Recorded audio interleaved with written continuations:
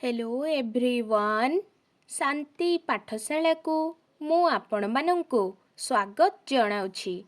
आजिकार एक नूतन भिडियो रे आमे आलोचना करिबा ओडिशार कुटीर शिल्प विषय वस्तु को नहीं एक सुंदर रचना। भिडियोटी को आरंभ करिबा पूर्वरु चैनल को सब्सक्राइब करिनियंतु एवं पाखरे थिबा बेल आइकन टी को मध्य प्रेस करि दियंतु। चलंतु आरंभ करिबा।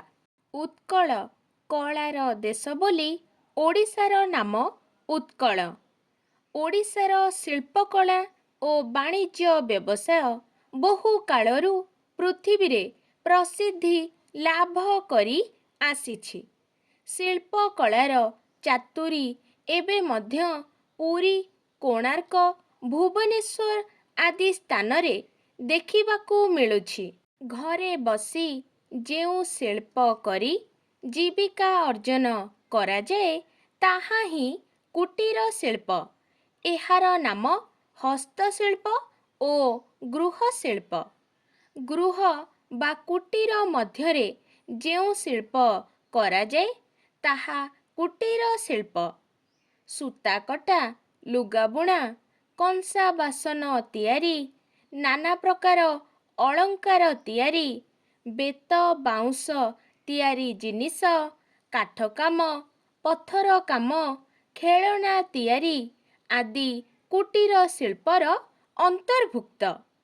अतीतरे ओडिशा लुगा बुणा क्षेत्र रे प्रसिद्धि अर्जन करिथिला। संबलपुरी लुगा को एबे मध्य बाहारे खूब पसंद करंती। माणियाबंध अंचलर लुगा देश विदेश रे मध्य ख्याति अर्जन करिथिला। तिगिरिया, बड़म्बा, खोर्दा, कटकर बड़बाग इत्यादि स्थान रे भल लुगा बुणा जाए। ब्रह्मपुर पाट खूब प्रसिद्ध थिला। प्रस्तर निर्मित मूर्ति ओ कारुकार्य पाई उत्कलर कारीगर विदेश रे मध्य सम्मानित हेउथिले। एबे मध्य अतीतर गौरव स्वरूप लुगा बुणा रहिछि। भुवन, भट्टिमुंडा, कंटिलो ओ बालकाटीरे कंसा बासन तियारी हेउछि। बेलगुंठार पितल तियारी माछ प्रसिद्ध। कटक तारकासी काम पृथ्वी विख्यात। पारला खेमुंडीर ओ कटकर सिंग काम मध्य एबे देश मध्यरे आदृत। पुरी अंचलरे नड़िया कता एवं सढ़ेईर नाना प्रकार जिनिस तियारी हेउछि।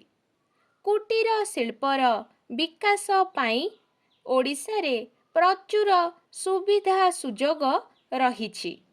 ओडिशार जंगलरू सिंग, काठ, बेत, बाउंस ओ चमड़ा इत्यादि प्रचुर परिमाणरे मिली थाए।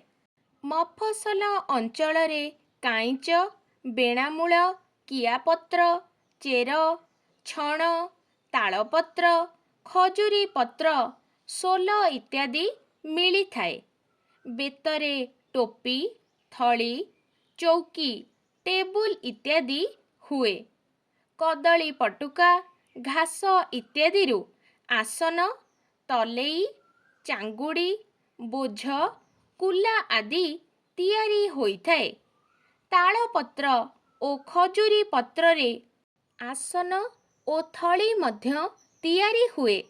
एंडी चाष मध्य कुटीर शिल्पर अंतर्भुक्त। एंडीरू चदर, पाट लुगा इत्यादि तियारी हुए। सिंगरू पानिया, नाना प्रकार मूर्ति, बाड़ी, बोताम इत्यादि करा जाए।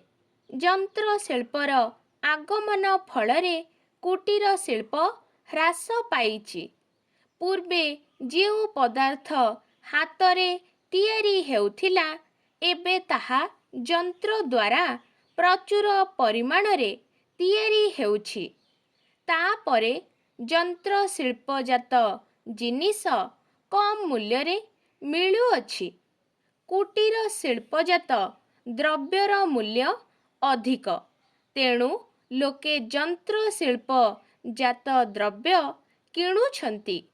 ଯନ୍ତ୍ରଶିଳ୍ପର ବିକାଶ ଫଳରେ ଆମ ଦେଶରେ କୁଟୀର ଶିଳ୍ପରେ ନିୟୋଜିତ ଥିବା ଗରିବ ଲୋକେ ବର୍ତ୍ତମାନ ଅନେକ ଅସୁବିଧାରେ ଚଳୁଛନ୍ତି, କାରଣ କଞ୍ଚାମାଲ କିଣି ଆଣି ବିଭିନ୍ନ ହାତ ତିଆରି ଜିନିଷ ପ୍ରସ୍ତୁତ କରିବା ପାଇଁ ସେମାନଙ୍କ ସମ୍ବଳ ନଥାଏ। ବୃତ୍ତିଗତ କାର୍ଯ୍ୟ କୁଟୀର ଶିଳ୍ପ ଯନ୍ତ୍ର ଦାନବ ଦ୍ୱାରା କବଳିତ ହେଉଛି ବୋଲି ସେମାନେ ମନେ କରନ୍ତି। ପାଶ୍ଚାତ୍ୟ ଦେଶର କୁପ୍ରଭାବରେ ଆମ ଦେଶର କୁଟୀର ଶିଳ୍ପ ଆଜି ଲୁପ୍ତପ୍ରାୟ। କୁଟୀର ଶିଳ୍ପର ଉନ୍ନତି ପାଇଁ ଜନସାଧାରଣ ହିଁ ଉଦ୍ୟମ କରିବା ଉଚିତ। ଯନ୍ତ୍ର ତିଆରି ପଦାର୍ଥ ବ୍ୟବହାର ନ କରି ଯୁଗର ଆବଶ୍ୟକତାକୁ ଆଖି ଆଗରେ ରଖି ବିଭିନ୍ନ କୁଟୀର ଶିଳ୍ପ ପଦାର୍ଥ ବା ଦ୍ରବ୍ୟ ତିଆରି କଲେ ନିଶ୍ଚୟ ତାହା ଆଦୃତ ହେବ। କୁଟୀର ଶିଳ୍ପର ଉନ୍ନତି ଘଟିଲେ ଦେଶ ସ୍ୱାବଲମ୍ବୀ ହୋଇପାରିବ ଓ ବେକାରୀ ସଂଖ୍ୟା ବୃଦ୍ଧି ପାଇବ ନାହିଁ। ଏଥିପାଇଁ ବର୍ତ୍ତମାନ ସରକାର ମଧ୍ୟ ବିଭିନ୍ନ ପ୍ରକାରର ତାଲିମର ବ୍ୟବସ୍ଥା କରିଛନ୍ତି ଏବଂ କୁଟୀର ଶିଳ୍ପ ପାଇଁ ଋଣ ମଧ୍ୟ ଦେଉଛନ୍ତି। ଛାତ୍ରମାନେ ଏ ଦିଗରେ ଦୃଷ୍ଟି ଦେଲେ ନିଶ୍ଚିତ ଭାବେ ଉତ୍କଳ ପୁଣି ଅତୀତର ଗୌରବ ରକ୍ଷା କରିବାରେ ସମର୍ଥ ହୋଇପାରିବ। ତେଣୁ ଏବେ ବିଦ୍ୟାଳୟମାନଙ୍କରେ ବୈଷୟିକ ଶିକ୍ଷା ବା ଧନ୍ଦାମୂଳକ ଶିକ୍ଷା ଦିଆଯିବା ବ୍ୟବସ୍ଥା ହୋଇଛି।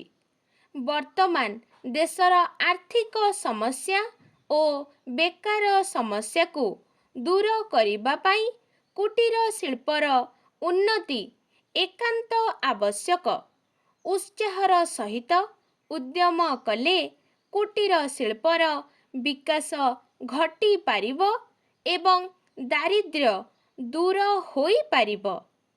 ଆଜିକାର ଭିଡ଼ିଓଟି ଆପଣଙ୍କୁ କିପରି ଲାଗିଛି କମେଣ୍ଟ ମାଧ୍ୟମରେ ନିଶ୍ଚୟ ଜଣାଇବେ ଏବଂ ଲାଇକ୍, ସେୟାର, ସବସ୍କ୍ରାଇବ୍ କରିବାକୁ ଜମାରୁ ଭୁଲିବେନି। ଧନ୍ୟବାଦ।